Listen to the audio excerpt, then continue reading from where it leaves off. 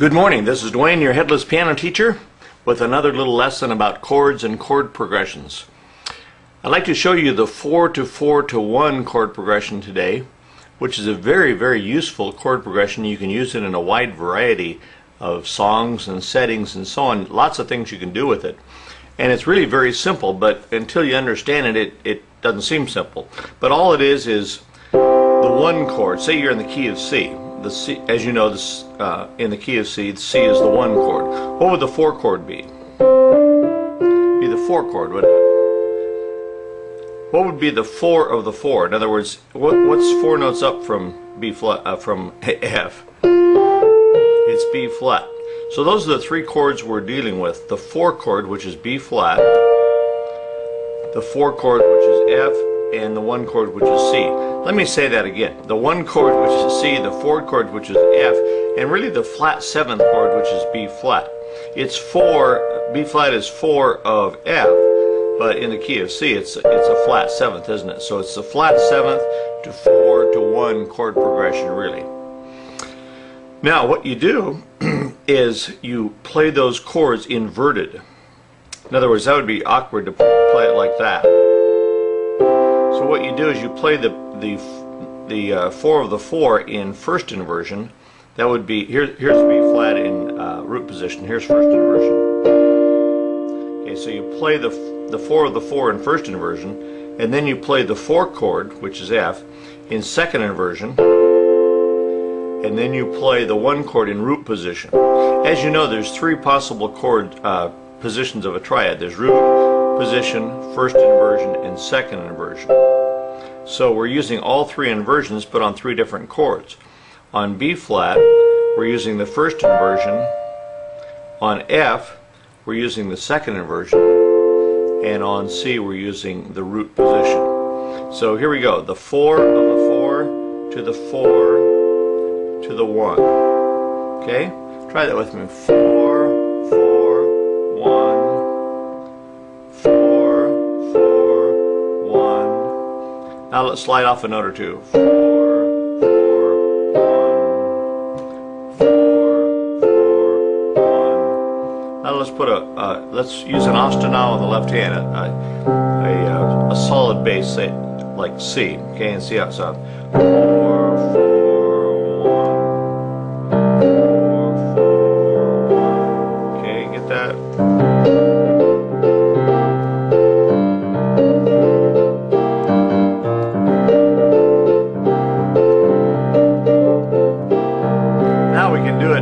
Say we were playing the blues, we just have been on the C chord so far, so now we go up a fourth to the F chord. The 1 chord is F, if we're considering F as our root. The 4 chord is B flat, and the 4 of the 4 is E flat. So we do the same thing on F as we did on C. We take the E flat chord in first inversion, the B flat chord in second inversion, and the F chord in root position. So we have this. Anytime you're playing the blues or want kind of a funky sound, it's good to put a 7th in it. Hear that? I put a 7th in the 1 chord.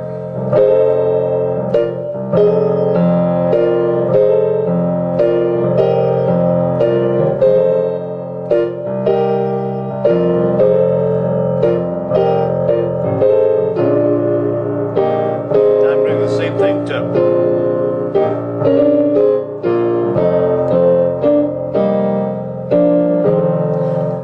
I should have stopped there. I did the same thing to C, to the F chord as I did to the B flat chord as I did to C and F.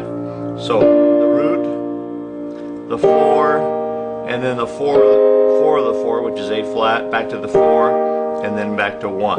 So you can play through the blues just doing that, couldn't you? I'll do that real slowly here.